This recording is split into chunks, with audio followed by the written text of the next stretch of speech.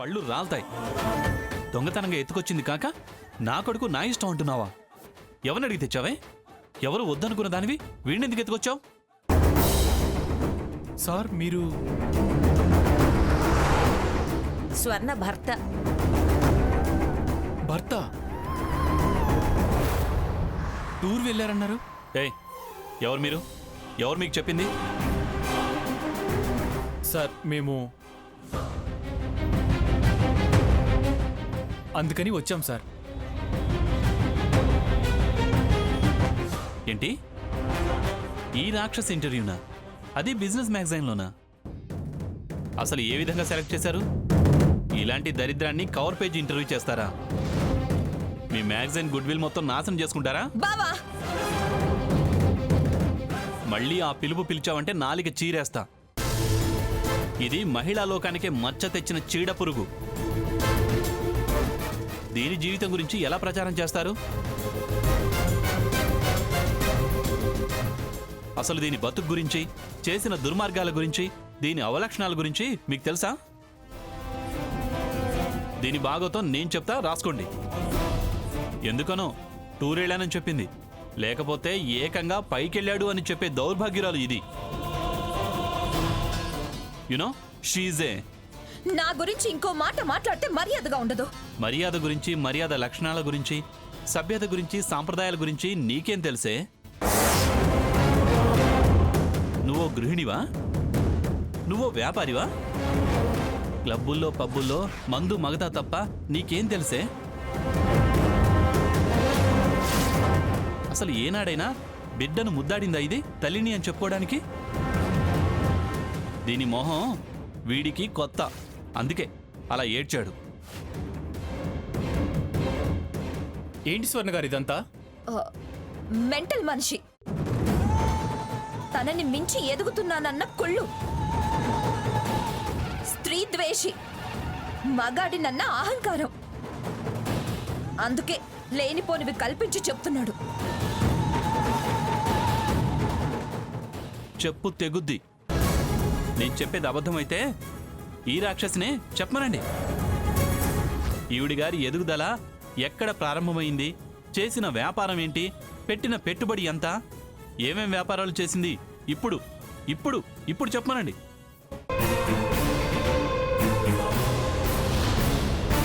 ఇదంతా మా గ్రాని పిఠాపురం మంగమ్మ గారి స్వార్జితం.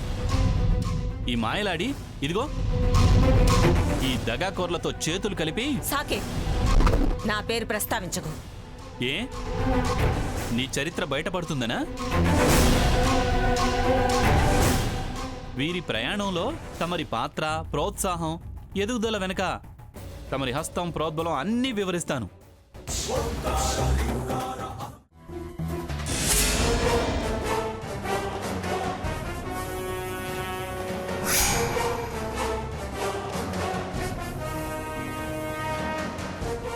ధైర్యంగా ఉండు శ్రీరామ్. దేనికి? చిన్న యాక్సిడెంట్ చేయబోతున్నా. వాట్? కేసు నువ్వే డీల్ చేయాలి. కావాలని యాక్సిడెంట్ చేయడం ఏంటి? కేసు డీల్ చేయడం ఏంటి? సరదాగా. ఇవేం సరదాలండి బాబు. మిస్ అయితే ఇద్దరం ఊచ లెక్క పెట్టాల్సి వస్తుంది. సరేలే, చెయ్యను. చిన్న జలక్కిస్తా.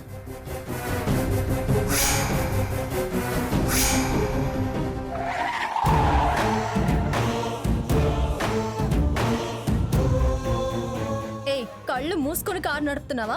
బుద్ధుందా అసలు? ఏంటి భయపడ్డావా సీతాలు?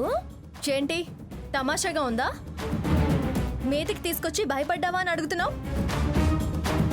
అవతల అంత రోడ్డు ఉంటే ఇలా నా మీదకి తీసుకురావడం ఎందుకు? సరదా. నీకు ఎదురు రావటం, నిన్ను భయపెట్టడం నాకు సరదా. ఎప్పుడో ఒకప్పుడు అది బెడిసి కొడుతుంది.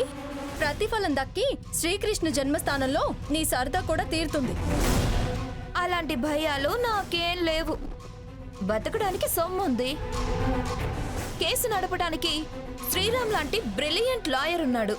కేసు రివర్స్ చేసి శిక్ష కార్ కింద పడ్డాలకే పడేటట్టు చేస్తా. వెదవ తెలివితేటలు ఎల్లకాలం గెలవ్వు. గెలిచినంత కాలమైనా గెలుపు అనుభవించొచ్చుగా. అనుభవించాలనే కోరిక ఉన్నప్పుడు దడుపు ఉండకూడదు. తెగబడ్డ వాళ్ళు అలాగే మాట్లాడతారు. సరేలే కానీ నాలుక వ్యవహారం ఎంతవరకు వచ్చింది? ఆ నీ నాలుక చీరే వరకు వచ్చింది. నీ ఎచ్చడి తగ్గించేదాకా వచ్చింది. అది అమ్మవారికి ఇవ్వాలనుకున్న వెండి నాలుక. చెత్తుర్లు ఆడితే నామరూపాలు లేకుండా చేస్తుంది. నువ్వే పెద్ద అమ్మోరిలా మాట్లాడుతున్నావే. తప్పుడు పనులు చేస్తే నేను అమ్మోరిని కూడా అవుతా.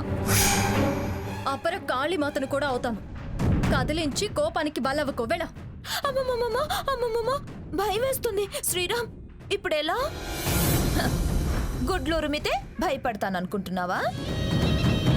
నిన్ను నాలుక గురించి అడిగింది మీరు తెస్తారని కాదు, తెచ్చే శక్తి మీకుందని కాదు. ఎందుకు డాంబికాలకి పోయి అనవసరంగా ప్రయాసపడి ఆయాసపడతారు? ఈసారి అమ్మవారి నాలుక ఇచ్చేది నేనే అని చెప్పడానికే. ఆస్తి ఎలా నాదయ్యిందో ఆనవాయితీ కూడా నాదే అవుతుంది.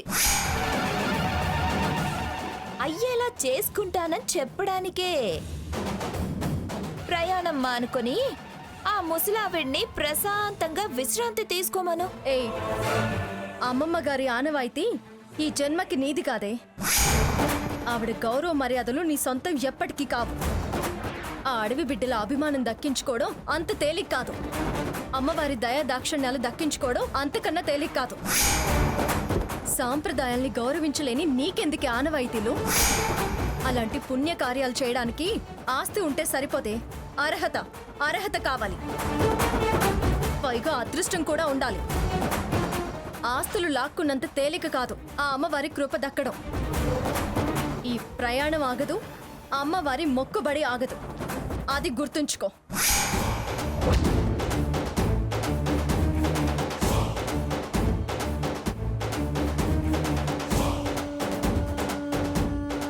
ఎంత పొగరే నీకు! ఎలా ఆ వెండి నాలుకిస్తారో చూస్తా. శ్రీరామ్ పద. వెళ్దాం పదండి.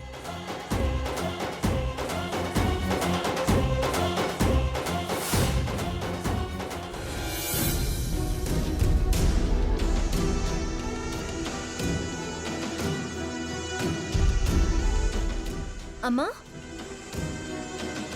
అమ్మా, అప్పడాల పిండితో పాటు మిగిలిన అన్ని సరుకులు తీసుకొచ్చాను. నువ్వేం చేయదలుచుకున్నావో చెయ్యి. తర్వాత నేను ప్యాక్ చేసి తెలిసిన వాళ్ళ షాపులకు వెళ్ళి ఇచ్చేసి వస్తాను. అమ్మా సావిత్రి, నేను కూడా తోచిన సాయం చేస్తాను, మొదలు పెట్టండి.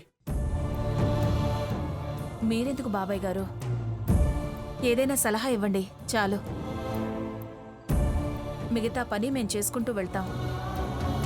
అవును తాతయ్య గారు, మీరు చేయాల్సిన అవసరం లేదు. మా అందరికీ అలా ఇలా అని సూచనలు ఇస్తే చాలు. ఏంటమ్మా, మేం చేయలేని వాళ్ళమా ఏంటి? ఉండు, మంగని పిలుస్తాను. బాబాయ్ గారు, పిన్ని గారు పడుకున్నారు. ఆవిడెందుకు ఇబ్బంది పెట్టడం? దానికన్నీ తెలుసమ్మా. తాతయ్య గారు, అమ్మమ్మ గారు మీరు అన్ని విధాల సమర్థులే. సమర్థులు కాంతే పిఠాపురం వారికి అంత వైభవం తీసుకొచ్చేవారా? ఎంత వైభవం తీసుకొస్తే ఏమమ్మా, అంతా రాబందుల పాలైంది. తాతయ్య గారు, మీరు ఊరికే అదే తలుచుకోకండి. జరిగిన అన్యాయం గురించి తలుచుకోకుండా, అన్యాయం చేసిన వాళ్ళని తిట్టుకోకుండా ఎలా ఉంటాం వదినా? ఎలా బతికారు, ఎలా ఉండేవారు?